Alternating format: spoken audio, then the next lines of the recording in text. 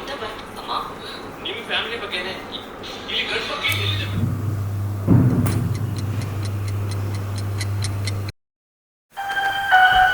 ದೇವರೆಲ್ಲ ಕೊಡೋಲ್ಲ ಅಣ್ಣ, ಜೊತೆಗೊಂದು ಕರ್ಮಾನು ಕೊಟ್ಟಿರ್ತಾನೆ, ಅನುಭವಿಸಿ ಅಂತ.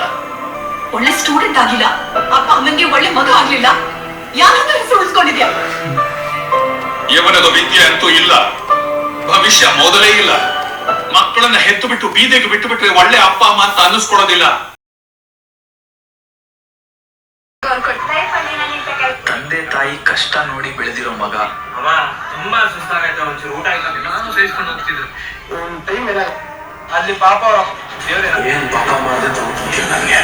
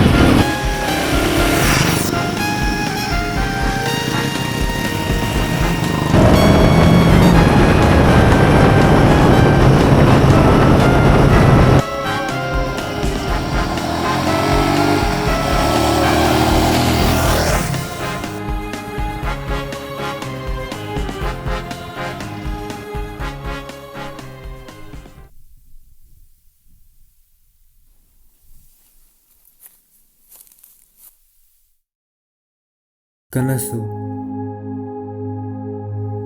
ಈ ಒಂದು ಪದ ಅದೆಷ್ಟೋ ಜನರ ಲೈಫ್ ಚೇಂಜ್ ಮಾಡಿದೆ. ನನ್ನ ಜೀವನದಲ್ಲೂ ಒಂದು ಕನಸಿದೆ.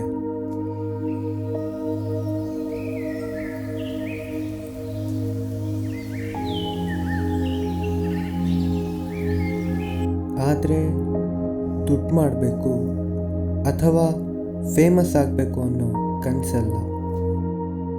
ನನ್ನ ಜೀವನ ಮುಗಿಯೋ ಮುಂಚೆ ಈ ಸುಂದರವಾದ ಜಗತ್ತನ್ನು ನನ್ನ ಬೈಕ್ ಜೊತೆ ಎಕ್ಸ್ಪ್ಲೋರ್ ಮಾಡಬೇಕು.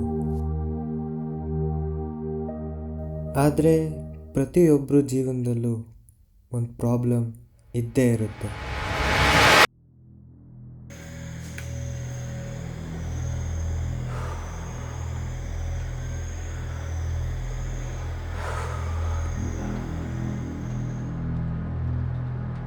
ನಮ್ಮ ಜೀವನದಲ್ಲಿ ನಮ್ಮ ಜೊತೆ ಜಾಸ್ತಿ ಇರೋ ಭಾವನೆ ಇದೇ ಇರಬಹುದು. ಭವಿಷ್ಯದ ಭಯ, ಸೋಲಿನ ಭಯ, ಜನ ಏನಂತಾರೋ ಅನ್ನೋ ಭಯ, ಸರಿಯಾದ ದಾರಿಯಲ್ಲಿದ್ದೀನೋ ಇಲ್ವೋ ಅನ್ನೋ ಭಯ.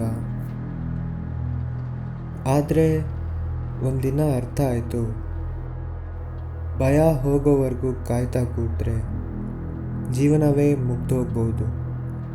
ಅದಕ್ಕೆ ಭಯದ ಜೊತೆನೇ ಈ ಮೊದಲ ಹೆಜ್ಜೆ ಇಡ್ತಿದ್ದೀನಿ.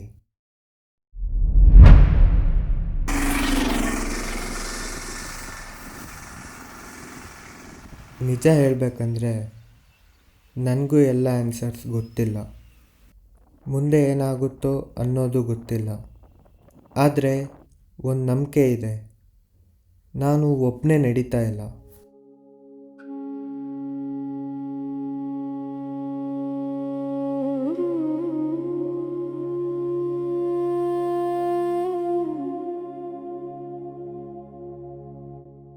ನಾನಿಡೋ ಪ್ರತಿಯೊಂದು ಹೆಜ್ಜೆಯಲ್ಲೂ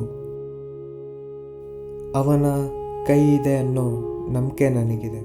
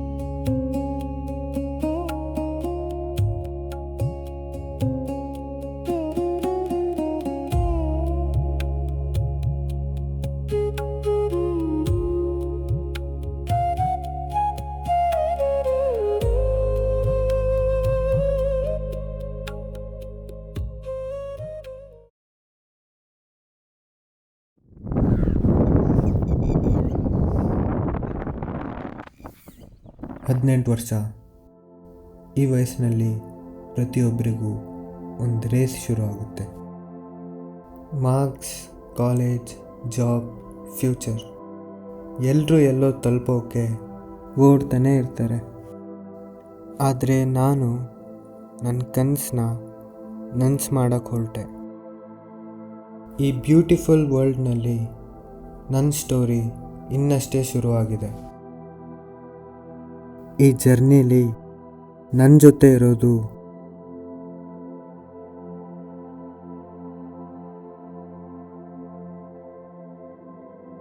ಕೆಲವರಿಗೆ ಇದು ಕೇವಲ ಒಂದು ಬೈಕ್ ಇರ್ಬೋದು, ಆದರೆ ನನಗೆ ಒಂದು ಕನಸಿನ ಆರಂಭ.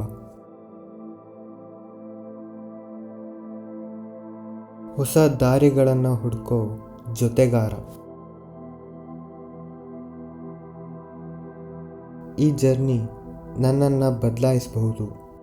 ಬಹುಶಃ ಇದೇ ಜರ್ನಿ ನನ್ನ ಜೀವನದ ಅತ್ಯುತ್ತಮ ನಿರ್ಧಾರ ಆಗಬಹುದು.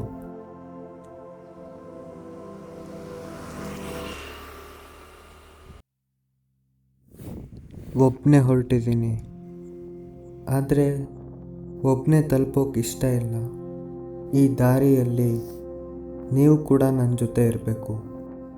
ಹಾಗಾದರೆ ಬನ್ನಿ, ಒಟ್ಟಿಗೆ ಹೊರಡೋಣ.